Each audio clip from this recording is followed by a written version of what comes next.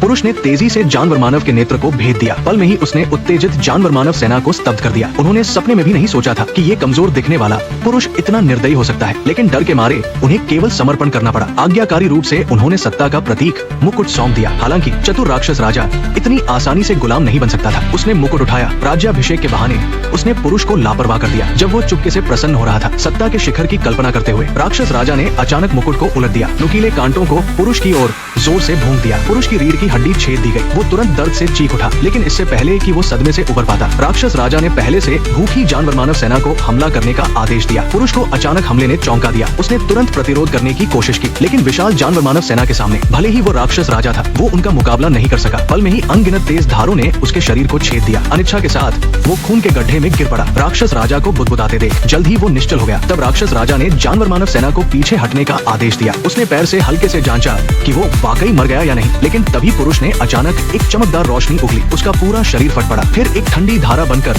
पूरे काले मीनार को ढक लिया। जहाँ से गुजरी वहाँ बर्फ जम गई और सन्नाटा छा गया। बचे हुए जानवर मानव भयभीत हो उठे, लेकिन राक्षस राजा के आश्वासन पर वे जल्द ही फिर से संगठित हो गए और जोरदार उत्साह के साथ चिल्लाए, मेरे बच्चों, तुम स्वतंत्र हो। राक्षस राजा ने सोचा कि उसने खतरे को खत्म कर मध्य पृथ्वी पर लालच भरे अत्याचार जारी रखे। उसे नहीं पता था कि पुरुष का खून ठंड में भी गर्म था। वो जमीन में रिसकर एकत्र हो गया। एक रहस्यमयी काले पानी का गड्ढा बन गया, मानो जीवित हो। अंधेरे कोने में मौके की तलाश में छिप गया। आखिरकार कुछ समय बाद एक बदकिस्मत छोटा जीव खाना ढूंढने निकला, लेकिन काले चिपचिपे पदार्थ ने उसे तुरंत निगल लिया। जीवन शक्ति ने उसे और मजबूत कर दिया। फिर उसने अपनी नजर में आने वाले हर जीव को बैरनी से निगलना शुरू कर दिया। सैकड़ों साल बीत गए। काला चिपचिपा पदार्थ लगातार बढ़ता गया। आखिरकार वो अंधेरी गुफा से बाहर निकला, लेकिन बर्फीले मौसम में उसे निगलने के लिए कोई जीव नहीं था। जल्द ही काला पदार्थ कमजोर होकर चीखने लगा। लग रहा था कि उसका अंत निकट है, लेकिन जब उसे लगा कि उसकी मृत्यु निश्चित है, संयोग से एक किसान गाड़ी लेकर आया। काले पदार्थ ने मौका देखकर तुरंत गाड़ी के पहिए पर चढ़ लिया। किसान के दर्द भरी चीख के साथ राक्षस राजा ने मानव रूप धारण करने की पर्याप्त जीवन शक्ति प्राप्त कर ली। नए रूप में वो फिर से